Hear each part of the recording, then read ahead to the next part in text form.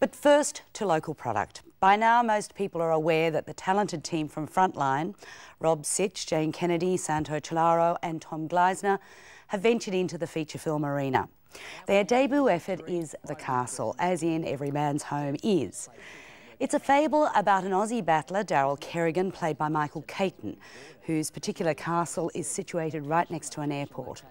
As the 747s thunder overhead, Daryl thanks his lucky stars for his family. Wife Sal, Anne Tenney, sons Dale and Steve, Stephen Curry and Anthony Simcoe, daughter Tracy, Sophie Lee, who's recently married Con, Eric Bana.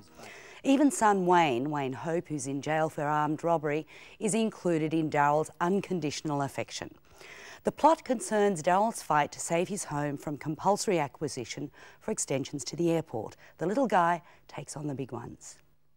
It must be a mistake. They're going to take our place and we don't get a say in it. I want you to get on that phone right now and tell them where they can shove their 25 grand. Daryl, them is the Barlow Group. People used to getting their way. Now, they want to expand the airport and there's one bloke who's a pain in the arse. Tell them to get stuffed. Farouk, how much are they paying you? $65,000. For your place? Yes.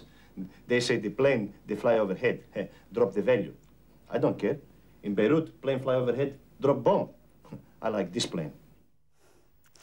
It takes just a little while to get rid of the niggling thought that these characters are being laughed at by the filmmakers, but then you're suddenly embraced by the enormous affection the filmmakers have for Daryl and his family. Part of this is due to Michael Caton's wonderful performance as Daryl, but the film has a number of winning performances that contribute to the endearing world of the Kerrigans. It's not the best directed film of the year, nor does it have the best cinematography, but the roughness around its edges doesn't detract too much from the heart of the film. It's a simple first effort from the Frontline team, shot in a very short space of time, but for me it was a winner. David?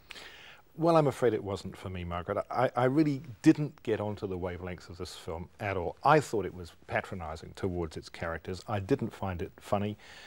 It reminded me of the sort of humour that I thought had gone out with Dad and Dave 60 years ago. Well, it's nice to know it's still around. I think it's a very Australian sort of humour. Well, that may be. Maybe I'm just not into that kind of humour because I just didn't find it funny. And it's a matter of whether you do make that breakthrough and think, oh no, they really like this family. Yeah, I mean, I just thought it was silly, and technically it really is. I mean, you say it's rough. I mean, it's very rough. Very rough. How many stars are you going to give this? I'll give it 1.5. Oh, David. Oh, you really have started off tonight meanly. I'm giving it 4 stars. Well, it was funny and illuminating talking to the Castle team about their fast and furious foray into feature films. We've wanted to do it for about 10 years, but I guess we have a healthy respect for how difficult it is. And it is difficult to film. I mean, 10 times more things can go wrong on a film than doing a television show. We sat around and said, let's make a film that people enjoy. Let's not try and win anything or reinvent anything, just one that people enjoy. Shot, Dale. We always felt confident we could physically make a film and do it. We always have been fairly efficient in what we did, and we always spent a long time trying to get a script right. So we thought as long as we go in with an organised script and a good production team, we can be fast enough to be cheap enough to get it done. But, you know, you have your nervous moments, you know, and shooting in Melbourne in the winter is, you know, one of them. We have an amazing production team that we've worked with for about 3 or 4 years that have been the team that make Frontline, and we shoot Frontline very quickly. We packed a lot in and there was no time for mucking around, and it's funny, the actors are asked, you know, from the film, and tell us some amusing anecdotes from the film, and they go, we just had no time. There was no time for mucking around and things Apart from like the fact that nothing funny ever happens in a comedy film, there are no funny anecdotes. We were told that from when we first got into comedy, that you have fun on dramas and you're miserable on comedies. Yeah. It's going to be lawyers. I'm going to hit them with the big artillery. Cleared that tray 3 times! It's lucky that we are the actual creators of it, because you can be there on the day and you can have a problem like, it's raining now so we can't do a final, the scene we were going to do. So all you do is say, oh, let's not shoot it, let's rewrite the scene that we're doing right now to make it so that the next scene's unnecessary. And it's just so quick and easy. It's justice, it's law, it's the vibe. This is about the law. No, that's it, it's the vibe.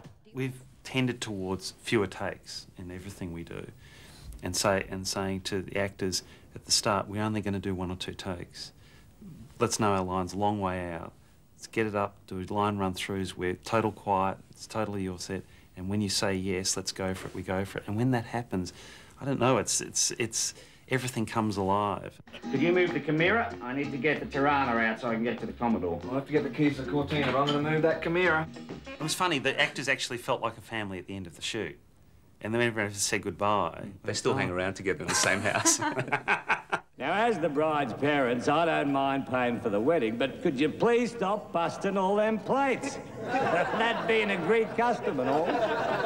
If you're extremely humorless and heartless, I don't think there's enough cinematic technique to sustain you in this film. There's not. You know, I mean, I actually saw Shine the day after we finished it, and I went, whoa, boy. Yeah, we left out a few things in our film, but deliberately and time. I remember once in the film we just had the camera, and I remember just doing a slight pan, and it was just like, Rob, I think this is the first time we've actually moved the camera. It actually went...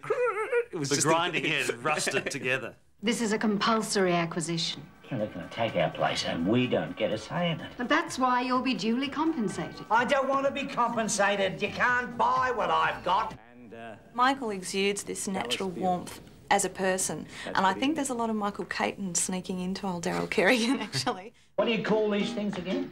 Rissoles. Chicken sponge cake. My father literally every night said, how's this, boys? Why would you go to a restaurant when your mother keeps coming up with this night after night? He literally said everything was fantastic. Coffee out of a styrofoam. How's styrofoam? How do they make it, Rob? tell them to get stuffed. Excuse the French, Yvonne. Get your hand off it, Daryl. You can watch it and say, oh, that's patronising, and you clutch for things like it's the work against the working class, or it's, and then you think more about it. They're not really working. He has his own business. He has a holiday house. 5 cars, I think. 5 cars. And also really, that's judging them purely on monetary values. And it's one person's sense of refinement laughing at someone else's sense of refinement. But what the film is really about at the end of the day is his personal values, is what he values. The line in the film when he says, I don't want to be compensated, you can't buy what I've got. Well, if you can't buy what he's got, he's the richest man in the world.